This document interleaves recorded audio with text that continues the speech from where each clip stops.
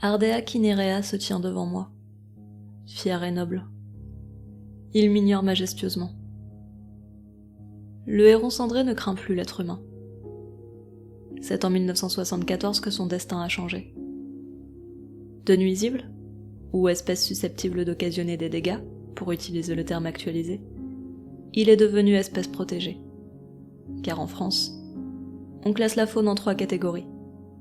Gibier, protégé, ou susceptible d'occasionner des dégâts. Une législation qui laisse songeur.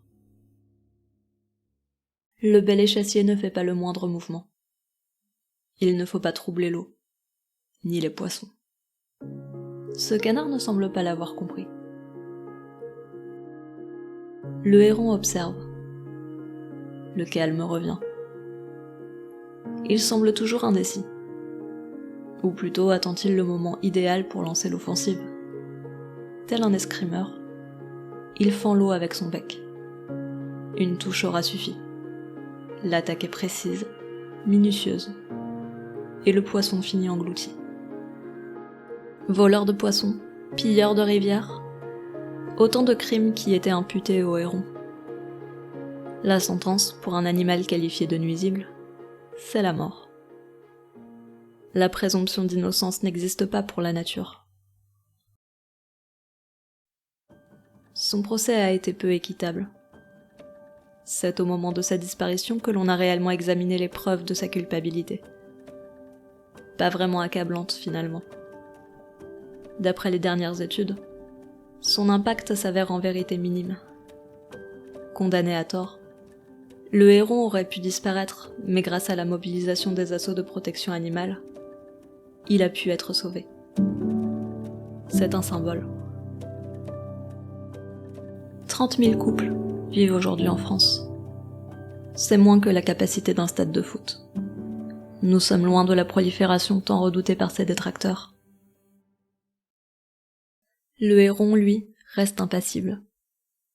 Que voit-il dans cet enchevêtrement de béton et de verdure? Son œil me semble un brin jugeant. Défiance envers nos comportements absurdes, ou reflet de la culpabilité humaine?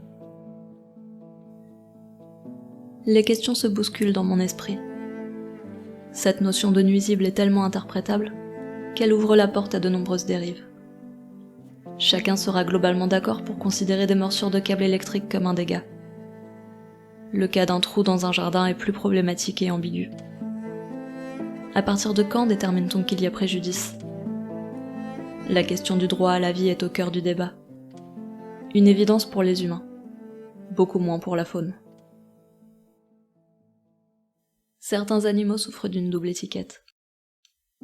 Considérés d'un côté comme nuisibles, de l'autre comme utiles, ils sont tantôt persécutés, tantôt défendus, et jugés pour les seuls services qu'ils rendent à l'homme. Comme les salariés d'une entreprise, il leur faut être rentable, efficace, productif. Le sauvage doit-il servir l'humanité pour exister?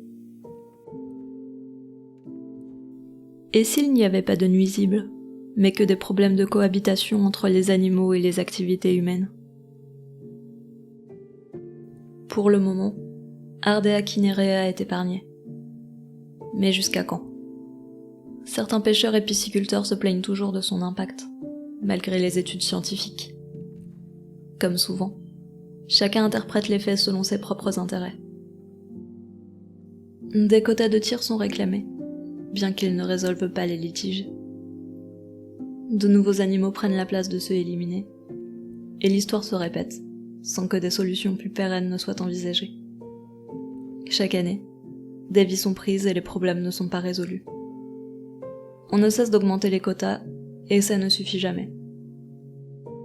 L'extermination est notre réponse aux problèmes de cohabitation. Ne peut-on régler les conflits autrement que par le fusil?